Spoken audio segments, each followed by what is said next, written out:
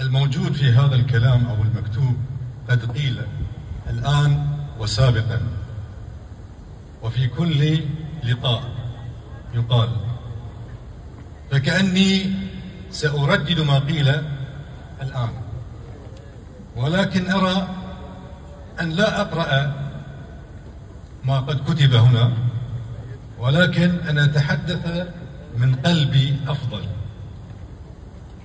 نتنياهو قال أنه سيعمل على إسرائيل الكبرى، فإذا قال أنه سيعمل على تحقيق الحلم، فمتى الإنسان يستطيع أن يحقق حلمه؟ متى يستطيع؟ في حياته، عندما يمتلك السلطة، عندما يحصل على الدعم. فإخواني، ما حصل في قطر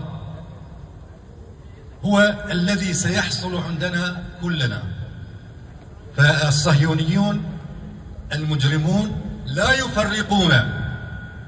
يفرقون بين بلد وآخر، عندهم حلم، وهذا الحلم يجب أن يتحقق في فترة رئاسته. يعني أن نتوقع أن هذا التمدد وهذا التوسع سيكون في ال4 سنوات أو ال5 سنوات، لا تتوقعون أن يحدث متأخرا جدا. فكيف يحقق هذا الحلم بنفسه؟ كيف يستطيع أن يحقق هذا الحلم بنفسه إذا خرج من السلطة، إذا خرج من الحكم؟ فإخواني، 250 كيلومتر مربع من سوريا احتلت من بعد سقوط الأسد، 250 كيلومتر مربع، والتوسع في استمرار.